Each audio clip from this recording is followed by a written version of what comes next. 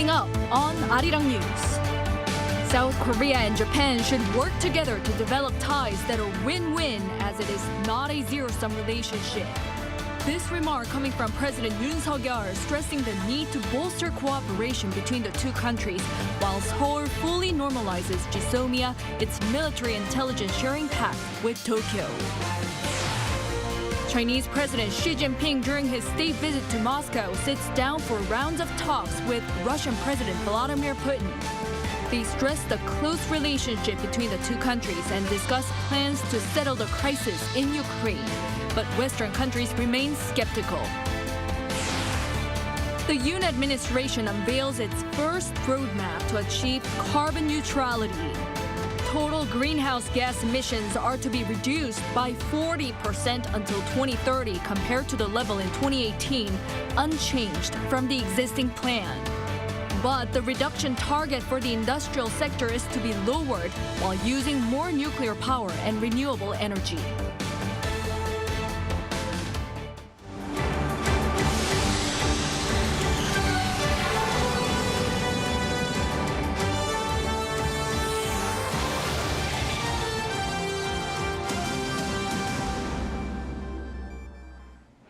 Good evening. It's 9 p.m. here in South Korea. Thank you for joining us on Arirang News.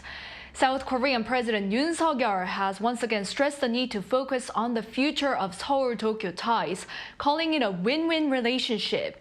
He also notes the growing need to bolster cooperation between the two countries amid geopolitical tensions. Our presidential office correspondent Oh Soo-young leads us off. South Korea and Japan's bilateral ties are not a zero-sum game, but a forward-looking partnership rooted in the shared values of liberal democracy, rule of law and the market economy. That's according to President Yoon on Tuesday, speaking at the first cabinet meeting held after his summit with Japanese Prime Minister Fumio Kishida last week.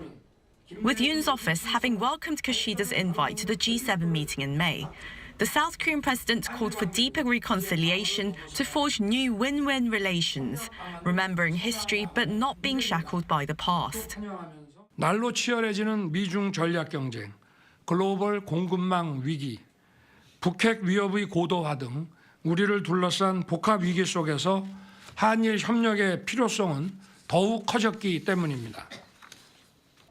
Such issues, along with financial vulnerabilities, inflation and Russia's invasion of Ukraine, are among the top agendas for the upcoming G7 summit in Hiroshima.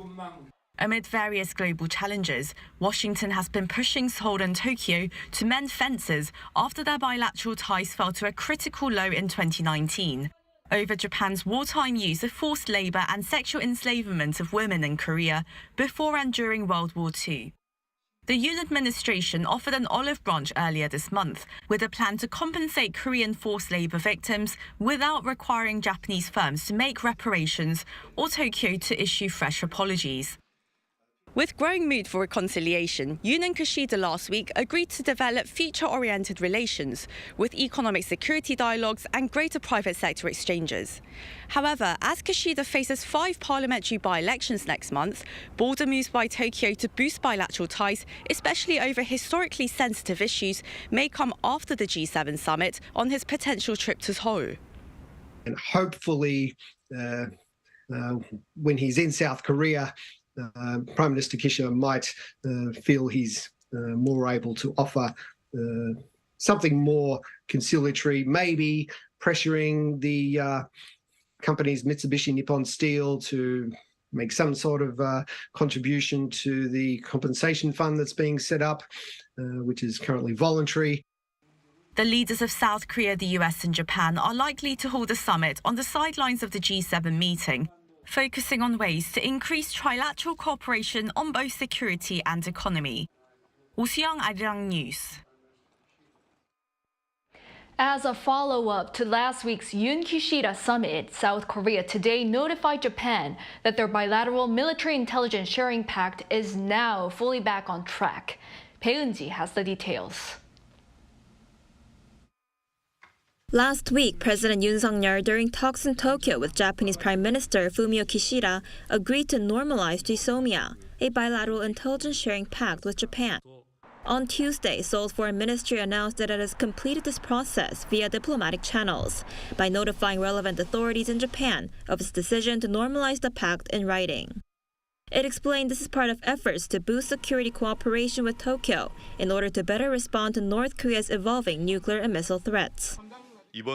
Through this, we have eliminated uncertainty regarding the agreement and have paved the way for stronger bilateral security cooperation with Japan, as well as trilateral cooperation with the US. Back in 2019, South Korea threatened to terminate the pact in retaliation to export restrictions on Seoul by Tokyo. 3 months later, the decision to terminate the agreement was put on hold, but left it in a legally unstable state. With bilateral ties strained for the past several years, the Yoon administration has been working to restore relations by laying out plans to solve the historical dispute over Japan's wartime forced labor. And following President Yoon's recent visit to Japan, Foreign Minister Park said in a parliamentary session on Tuesday that South Korea hopes to have the Japanese leader visit Seoul soon. We will work to continue active diplomacy with Japan by having Prime Minister Kishida visit Seoul by the end of this year and improve communication between the two countries' high-level officials. Park also added the government aims to enhance cooperation between the two leaders through the upcoming G7 summit in Hiroshima in May. Peunji, Arirang News.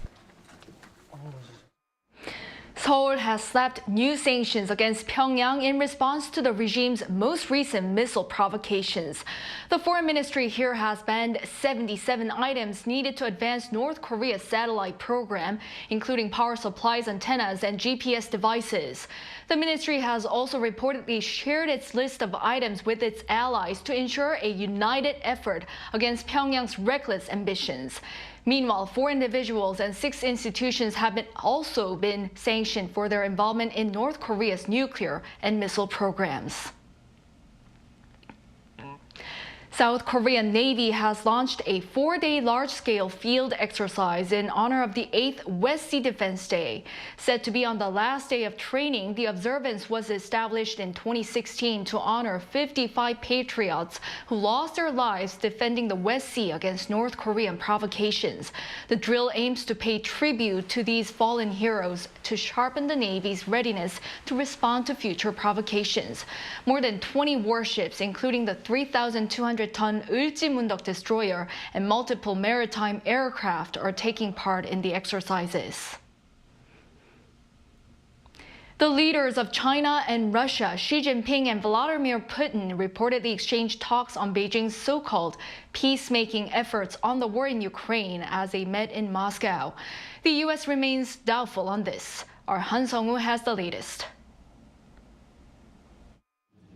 Ahead of an official summit slated for Tuesday, Chinese leader Xi Jinping shared preliminary talks with Russian President Vladimir Putin on Monday in Moscow, where the two greeted each other as dear friends.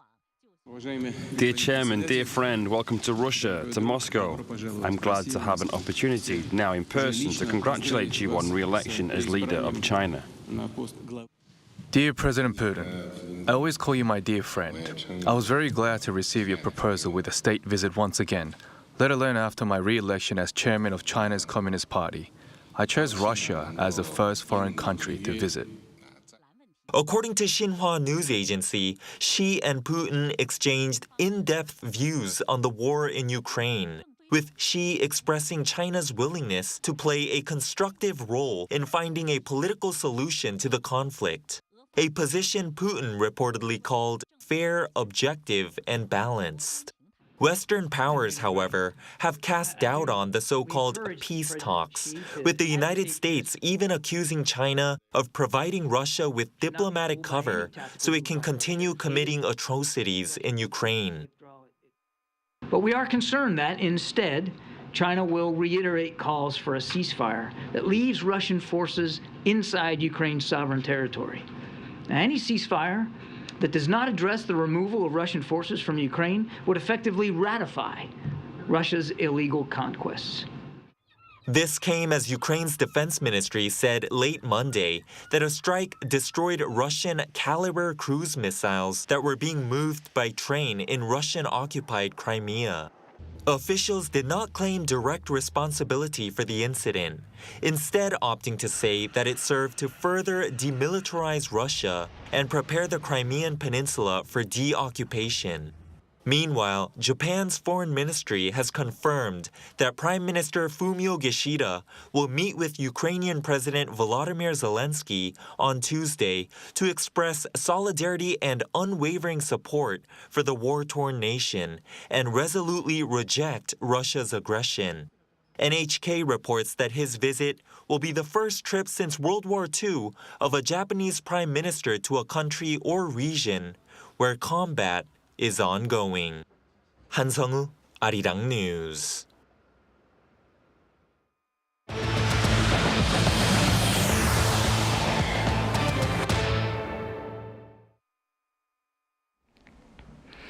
South Korea's exports in the first 20 days of March fell across nearly all major sectors, prompted by chip regulations and monetary tightening around the world. According to the Korea Customs Service on Tuesday, the country recorded $30.9 billion in exports during that period. This is more than 17% decline compared to the same period last year. It's also the first time since August 2020 that exports have declined on month for more than 6 consecutive months. The decline has brought the country's trade balance to a deficit of some $24 billion so far this year, more than half of the trade deficit recorded last year. Exports of semiconductors suffered the most, with a more than 40% decline on year. Staying on the economic front, production prices rose for the second month in a row in February. According to the Bank of Korea on Tuesday, the country's production price index, an indicator of future inflation, went up by 0.1% compared to the previous month. This was led by price increases in services such as dining and lodging, as well as the production of chemical goods and electronic devices. However, prices of electricity and gas dropped by 0.3% in February after jumping 4% in January. Hyundai Motor and Kia's combined car sales in Europe increased in February compared to the same period last year. That's according to the European Automobile Manufacturers Association, which said on Tuesday that the two companies sold 77,375 vehicles in the European market in February, up by 1.4% on year. Respectively, Hyundai's sales rose by 2.2%, led by the Tucson compact SUV, and Kia by 0.7%, led by its Sportage crossover SUV. Their share of the market for the same month, though, dropped by just under 1 percentage point on year to 8.6%. Sales of their electric vehicles dropped by 23.4% over the same period as well. 2 weeks ago, the South Korean government announced a plan to change the working hour calculation system, shifting away from a 52 hours a week limit. And today, reflecting the public reception, which has not been so great, President Yoon took time to share his thoughts on this. Our Kim Do-yeon has his remarks. President Yoon Suk-yeol reassured the public that the government's new flexible work hour system will not lead to unreasonable overtime as feared, amid growing public concerns. Presiding over a cabinet meeting on Tuesday, he acknowledged public sentiment and said an improved version is on its way. 저는 주당 60시간 이상의 근무는 건강보호 차원에서 무리라고 하는 생각은 변함이 없습니다. 물론 이에 대해 근로시간 유연화 정책의 후퇴라는 의견도 있는 것을 알고 있습니다. 그러나 주당 근로시간의 상한을 정해놓지 않으면 현실적으로 노동 약자들의 건강권을 지키기 어렵다고 생각합니다. This comes as the government announced 2 weeks ago that there will be a new system regarding limits on overtime. The maximum number of hours a person can work for 1 week is currently 52, but with the initial proposal, the limit will be calculated on a monthly, quarterly, half-yearly, or yearly basis. That means during busy seasons, companies can do more overtime while resting longer during their off-seasons. The government's intention was to tackle labor shortages at some smaller firms. However, this would allow employees to work up to 69 hours per week in certain cases. So President Yoon's remarks show that a new version could put a hard cap at 20 hours for overtime. South Korea ranked 4th in the OECD for the longest working hours in 2021, according to the group's data. Since its announcement, the presidential office had repeatedly explained that the average of working hours permitted per week did not change, but it wasn't enough to ease some of the negative reception. And during this meeting, President Yoon further shared his efforts with the public. 고용노동부 등 관련 부처에 세밀한 여론조사 그리고 FGI를 시행하고 제게 그 결과를 보고하도록 지시해 놨습니다. 특히 MG 근로자, 노조 미가입 근로자, 중소기업 근로자 등 노동약자와 폭넓게 소통하겠습니다. President Yoon called on ordinary citizens to chip in their suggestions, calling it a policy for the people. Yoon said he will not anxiously rush through the process, but will make sure to look into the issue thoroughly and reflect the public's opinion. Kim Do-yeon, Arirang News. The Yoon administration unveils its first roadmap to achieve carbon neutrality. Total greenhouse gas emissions are to be reduced by 40% until 2030 compared to the level in 2018, unchanged from the existing plan. But the reduction target for the industrial sector is to be lowered while using more nuclear power and renewable energy.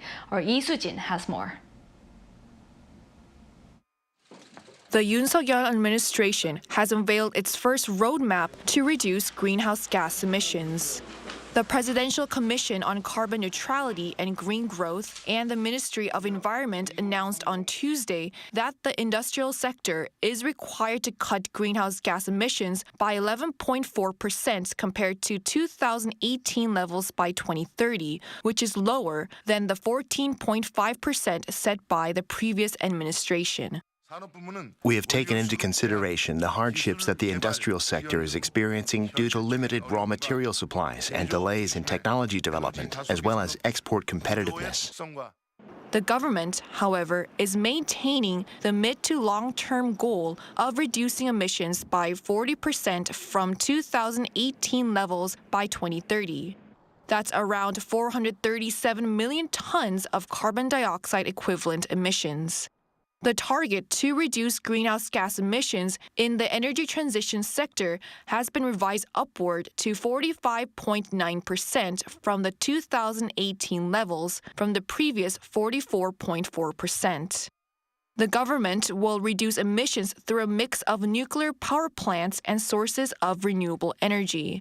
The nation aims to raise the proportion of nuclear energy to 32.4% by 2030, up from around 27% in 2021, and renewable energy to more than 21% by 2030, from 7.5% in 2021. There will also be a greater focus on shifting to clean energy such as solar and hydrogen. The government is planning to provide financial backing totaling 89 trillion won, or around $68.6 billion until 2027 to reach the set targets. This includes investment in the development of core carbon-neutral technologies, electric and hydrogen vehicle subsidiaries, and greenhouse gas reduction projects. Lee Soo-jin, Arirang News. Blackpink's Jennie is celebrating a fresh record for online music video views. On Tuesday, the music video for her debut single Solo passed 900 million views on YouTube, making her the first female K-pop solo artist to achieve that feat. According to her agency YG Entertainment, the video passed the milestone figure at 12:56 a.m., 4 years and 4 months after it was first released in November 2018. The single follows a woman who fully embraces her single life after a breakup. The tragic phenomenon of dying alone and going undiscovered for days or even weeks, known as kodoksa in Korean, or literally lonely death in English, has become a growing national concern. And a neighborhood here in Seoul is taking action to address this reality. Lee Si-hoo has the story. Choi Young-myung and Kim Yoon-suk, residents of Bangak-idong in Dobong-gu district in Seoul, are on a special mission. After living in the area for over 30 years, they don't need a map to reach their destination, which is the home of a neighbor who lives alone.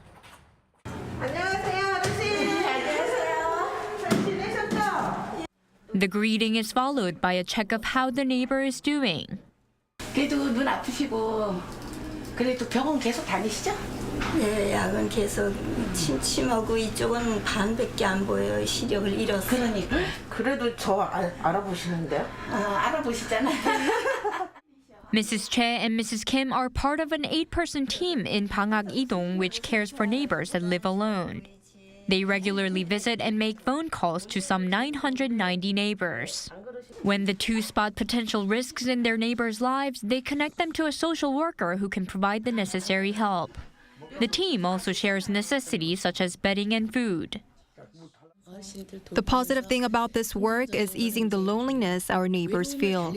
We listen to the stories of their difficulties and problems and become sort of like talking buddies. Since we are neighbors, they sometimes feel they can share more than they would with social workers. We then work with the experts to solve problems, and it creates a more coordinated effect. Such help is needed now more than ever, with more so-called lonely deaths occurring in South Korea. According to a report from last year, the number of people dying alone has been on the increase in recent years, a phenomenon that the government says has been caused in part by increased urbanization. The community and voluntary efforts are needed to find these unseen neighbors. While it's important for public officials to monitor regularly, it's also important for other neighbors to check whether the lights go on and off and doors open and close. What's needed is a community culture. Most importantly, the community culture needs to be revived.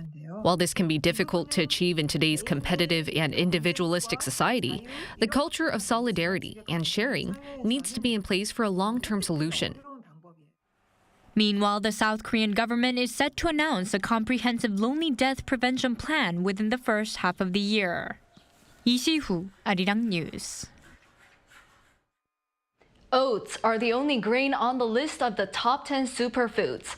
Generally, oats are planted in the fall and harvested in June. But the latest studies show that planting them in the spring enhances their health benefits. Yoon gives us the details.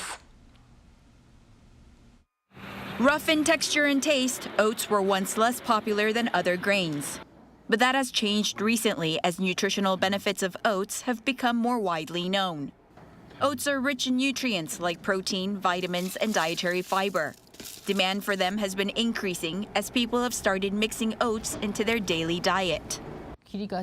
Oats have a better texture and taste than people commonly think. They also relieve constipation. Oats are generally planted in autumn. But the latest research by the Rural Development Administration shows that oats planted in spring rather than autumn actually have more health benefits. With twice as many nutrients like highly functional antioxidants and phenolic acid, oats planted in spring are better for strengthening immunity. Animal testing also shows that spring oats increase the activity of immune cells that remove cancer cells with 13% more efficacy. Analyzing extracts from oats planted in the spring has allowed us to confirm that it is indeed effective in enhancing immunity. To get the full nutrition and a good taste, mix white rice and oats 7-3, or you can add oats to 5-grain rice. Including oats in your daily diet is highly beneficial. An easy way is to mix them in with multigrain rice. Researchers say that mixing oats with multigrain rice to replace or reduce the consumption of white rice could help boost immunity and reduce obesity. Yoon, Arirang News.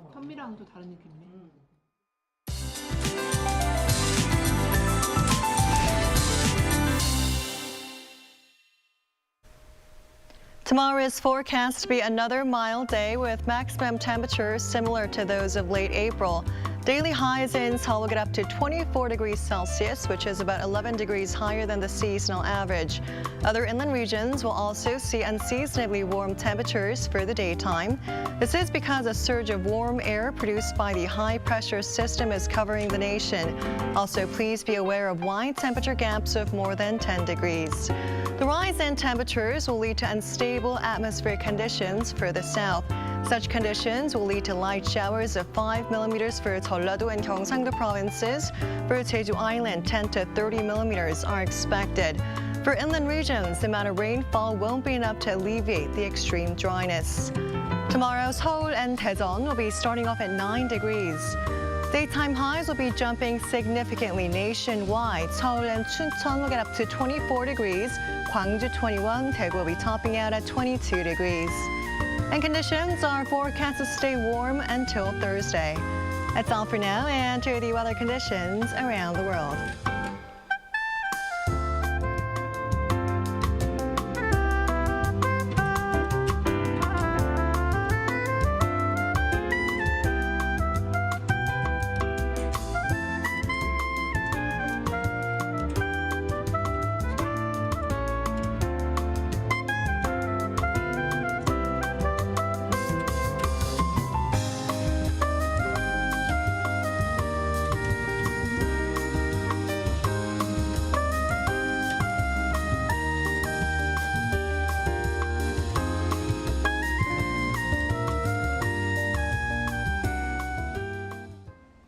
That's all for tonight's newscast. Thank you for watching. We'll be back with the most up-to-date news tomorrow. Good night.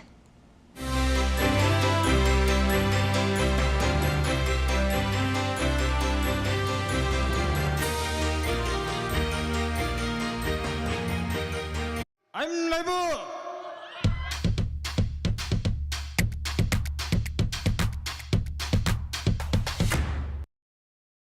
저를 도와주시는 분들이 저희와 함께 해주시는 세션분들 아무리 봐도 이거 없지 펜션 같은데 아니라고 아무도 안 하는 거고